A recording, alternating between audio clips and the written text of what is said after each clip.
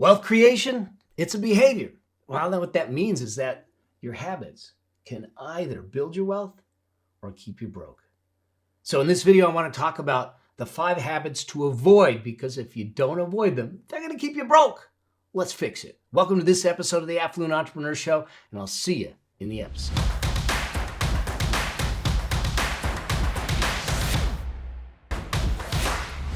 Let's face it, we don't talk about money. We're not taught about money.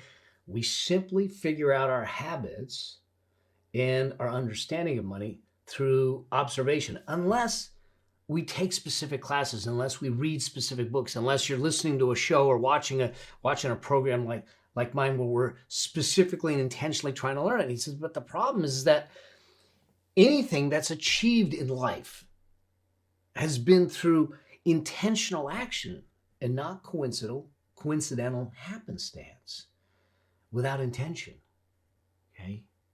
So if we truly want to build wealth, if we truly want to create the financial independence that you desire and deserve, we need to be intentional about it. We need to change the habits. The problem is that if we have the wrong habits, they're going to keep us broke.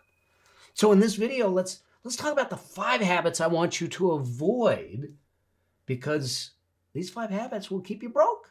Now, the first thing is first. I'm using the term broke. I could use the term poor, but here's the way I look at it. Poor is a mindset.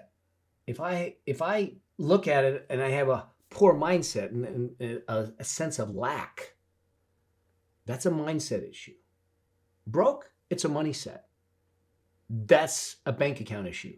Easier to fix. Now, we have to figure the mindset out to deal with it. But bottom line is that I think it's important for us to be intentional about what we do. Now, let's go through the 5 things that I think are important for you to avoid if you want to make sure that you don't approach the broke line, that we keep you completely away from the broke line and moving towards wealth creation, financial independence, financial freedom. You know me, financial independence is a birthright. I just need to understand how to claim it. And the schools, the media, and the people around us typically don't know the right way to do it because they've never been taught either. So it's not your fault. It's not their fault. But we're opening up the conversation. We're going to make this happen. That's what this channel is about. That's what this show is about. That's what I'm about to make that happen. So let's jump to the iPad. Let's talk about the 5 habits to avoid. Okay. The first habit is this: not staying in your lane. Woo-wee. This one's huge. Think about it. Here's what's going on today, okay? How often do you get on social media, Facebook, Instagram, Pinterest, whatever you got, TikTok, Snapchat, I don't know, to go on that, and what are you doing? You're looking at people's lives. You're kind of getting a view into their life. Well, let's correct that. You're getting a view into what they want to see, what they want you to see about their life. This perfect facade of financial victory, of bliss, everything okay. They're not parading the reality behind their life, what it took to get there. And the struggles. On the outside, they may look good, but on the inside, they're struggling. This is the old adage of keeping up with the Joneses, which was actually a comic strip from the early 1900s, where people were trying to keep up with their neighbors. So when their neighbors would buy a new car, they would buy a new car. And this is what happens. The only difference is that now it's even easier, because all we got to do is how many times, and okay. Confession time. Let me come in close, okay? Confession time. I'm susceptible to it too. I'm on Instagram all the time, and I say, "Oh, that's kind of cool." Swipe up, buy. Swipe up, buy. I bet some of you have done that. I know. So I am not immune to it, but we just got to understand it. But see, it's that environment that we're in and the ease of buying that allows us to sit back and say, that's kind of cool. I didn't need it in the morning when I woke up. I didn't think I needed it, but I bought it. And so we buy stuff that we don't necessarily need. And so staying in your lane means getting really clear on what you need, what you want, what it's for, and that's the path you're going down. You will not make your buying decisions. You will not make your financial decisions. You will not make your life decisions based on what your neighbor does, based on what the media says, based on what you see on social media. That you define your life your way, and you do it your way. If you turn around and say, I want to live in a teepee in Montana, go for it. Go for it. No one's there to tell you what's right or wrong. And so be careful about not staying in your lane. Be careful about living someone else's life. Bronnie Ware wrote a book that's the regrets of dying. And one of the biggest regrets she found, she was a hospice nurse. So she was with people in their last days. And one of their biggest regrets was they didn't live the life they wanted to live. Well, live your life. Forget the rest. Forget what you see on social media. You don't need the Lambo. You don't need the jet if that doesn't appeal to you. It doesn't appeal to me. I frankly think Lambos are ugly cars.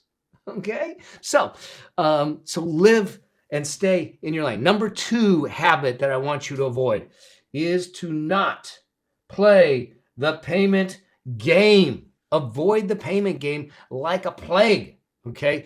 This is huge because if you don't avoid the payment game, this is where you start to overspend. Let's just play some things out. I want you to understand some things. I'm going to throw some stats at you, okay? There was a survey done by Inside 1031. It was a survey that was done that said 55% of Americans carry a credit card balance from month to month. What does that mean? That means they're paying interest. They're paying a penalty for using the credit card on month-to-month basis. They're carrying a balance over time. Okay? 49%, almost half, said they depend on credit cards for their living expenses. Oh man, that's a big no-no. Okay? And 15% said that they have had a credit card balance for over 15 years. 15 years. Here's the problem. See, the payment game is a game that the marketers play with us because they know that if they can get you to understand the payments that you want and get you to look at the payment, it's a smaller number. And when we look at the payment in isolation, it doesn't look like a lot. Well, it's $200 a month. Oh, okay, I can afford $200 a month. But when you do $200 a month a couple times, all of a sudden, that $200 a month starts to add up. It starts to mean a lot. It starts to be a problem because now you are making minimum payments and you can't get out from under the debt. This is why someone has credit card debt for 15 years. Okay?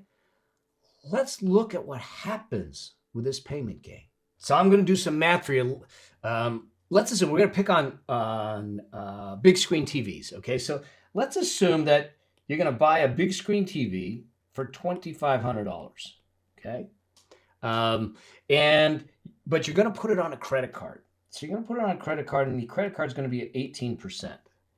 Now, most credit cards, what happens is that they'll calculate your minimum payment based on 2% of the balance. So you're going to pay this credit card for $50 a month. You're going to just pay it $50 a month. So now it's $2,500 on an 18% credit card, and you're paying $50 a month. Here's the thing. It's going to take you to pay that off. It's going to take you 28 years to pay that credit card off. 28 years. You know how much interest you'll pay during that 28 years? In 28 years, you're going to pay interest only, $5,897, almost $6,000 in interest. You know what that means? That this big screen TV that goes out of it's not current any longer, probably within 6 months, it cost you a total of $8,400 over 28 years. Now, I doubt it's going to last 28 years. But the problem, this is one of the things, you start putting these payments on, you can only make the minimum payments because you stack the payments, yet can't get out from under it. So you're paying for stuff that you don't even have anymore, that doesn't work, that's technologically obsolete. And you're paying over 3 times the original cost. Okay, the original cost. Here's the thing. We need to avoid the payment game, which also means that you need to avoid using credit cards for living expenses, credit cards for lifestyle and things of that nature, because without that, you now have excess cash. But if you just let it go uncontrolled, you'll find yourself stuck in the situation where all you're doing is making minimum payments, and things that you bought a decade ago, and you're still paying for it. So we're not going to play the payment game as best you can. That means that you got to scale your income. You got to do some other things to start to get yourself out of it. If you find yourself that you're in debt and you're trying to figure out, I have no idea how to get myself out of where I'm at, to get out of this hole, I want you to go to episode 40 of my show, The Affluent Entrepreneur Show. Episode 40, I walk you through how do you get out of debt the affluence way. Okay? I'm going to walk you through everything that you need to do to get out of debt in that episode. So that leads me then to number 3. Number 3 is not looking at your numbers. Okay? Not looking at your numbers. If you're just, and I get it. If your numbers don't look good, you don't want to look at the numbers. I totally understand. It's like sitting back and saying, I know during the holidays, I ate a ton of cake and candies and everything, and I just don't want to get on the scale, okay? Not getting on the scale doesn't mean you didn't gain weight, okay? Sticking your head in the sand doesn't mean that there isn't a problem. If you have a train coming at you and your head's in the sand, it's still going to hurt when it hits you, okay? So I'd rather rip the Band-Aid off now and take a look at the wound that might be there so we can do something about it. That means that we need to look at the numbers. Too often we ignore our numbers. We live based on our checking account. We live based on our checks, and we go check to check to check, and that's it. That's not the game we're going to play. I want you to make sure that you have I've talked in other episodes about a cash resource plan, which is an allocation of where your cash is going, what it's doing for you, how it's going to do it, and that you stay to that plan and that you evaluate it on a monthly basis to make that work. I want you looking at your numbers every single month, no matter how painful it is. Once you do, this is when things will shift. When you start to measure things, then you can start to manage things. And when you start to manage things, then you'll see that things can grow. All right. So I want you to make sure that you're looking at your numbers every month. And this is a habit that if you don't do it, is going to keep you on the broke line. Okay, that leads me to number 4. Number 4 is not making savings or investing a priority. Okay. Not making savings or investing a priority. The fact of the matter is that too many people are living life in a YOLO state of mind. You only live once is what YOLO stands for, okay? And so they're living for today, and that's it. So their priority is lifestyle today. I get it. I want to have a good life. I have a good life. I feel blessed. But I did not create a good life while forsaking my future and the freedom and the independence and my ability to make sure that my loved ones, my family, and everyone is taken care of. I want you to do the same. And so there's a balance there of figuring out what your expense structure is and your income base is, so we can figure out how to scale the income, reduce and manage the expenses, so we can have the lifestyle we want today, but have the future we deserve tomorrow. Okay. But the problem is that too often, if I go back to the iPad, is that what happens is that people live their life in this way. They have income, they pay for their expenses for their life, and they see what's left over to invest. and they invest the scraps. They invest what's left over. It's not a priority. I don't want to build my future on scraps. I want to make it a priority. So what we do, and what wealthy and rich people will do, is they'll reverse this. They'll create the income, then they'll invest, and then they see what's left, and that's for their life. Okay? And that's for their life. Now, I get it. You might sit back and say, oh my God, if I did it that way, there wouldn't be much of a life left for me.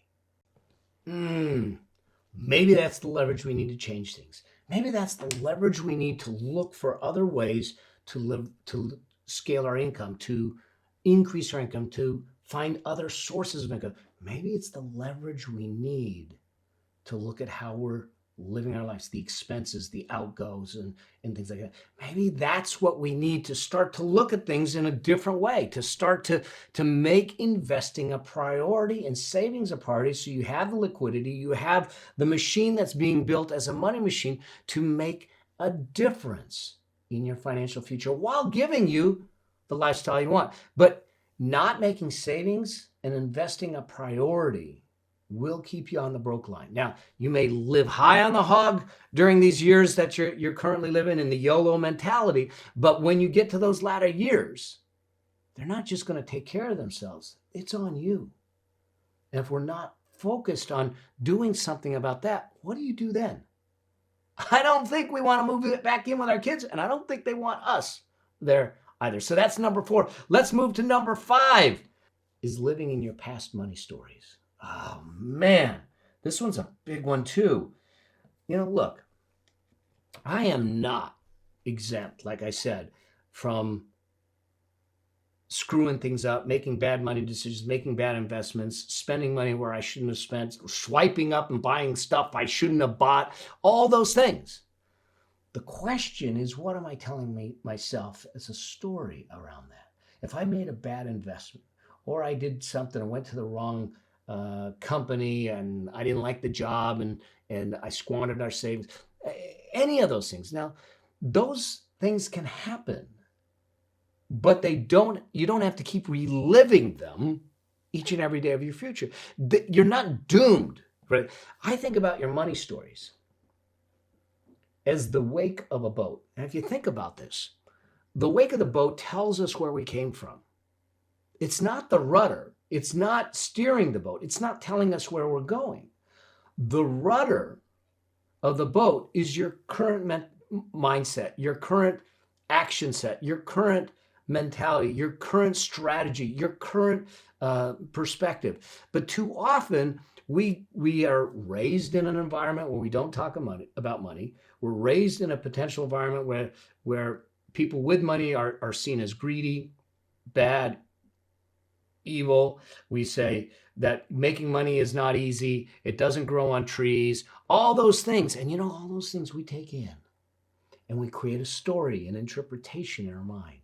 And that affects the decisions that we make. And too often we don't tread into the water because now we're scared because of the stories going on in our head. I'm not saying to just say that the stories don't mean anything. They do. But they don't have to direct you. They don't have to control you. And that's why we don't have to live in it. Remember, the wake is where we came from. The rudder steers to where we're going. And so we can adjust our money stories. We can understand our money stories by one, separating out the facts. What happened when I lost the money in the Ponzi scheme? The fact was they took money from me. The fact was I gave them money. The fact was it never came back. My interpretation, the story I started to tell myself, I'm an idiot. I'm useless. I'm no good at this. I should give up my CPA license. I shouldn't be consulting. I shouldn't be doing the things. And imagine what my life would be like if I lived in that and lived in that today. I'm not saying it didn't hurt. I'm not saying I didn't get resentful. I'm not saying I didn't get angry. I'm not saying that I didn't shed a tear. I did all of it. It was 1/3 of everything I owned was gone. but I didn't live there. I don't live there. And what it has done is it's informed me on how to live differently. The rules that I teach today, the principles that I teach today, the things that I bring on this show and on these videos are because of that. That and the other mistakes that I made. But I don't live in the past interpretations of those stories that I have in my head, but I allow them to inform me, and then I move on. And so those are the 5 things. If we look at them again, okay, these are the 5 habits I want you to not have. I want you to break these. I want you to not stay, if you don't stay in your lane, I want you to stay in your lane. I want you to stop paying the payment game. I want you to look at your numbers at least monthly. I want you to make savings and investing a priority. And I want you to stop living in your money stories. If you can do that, that will shift you away from the broke line to the wealthy line.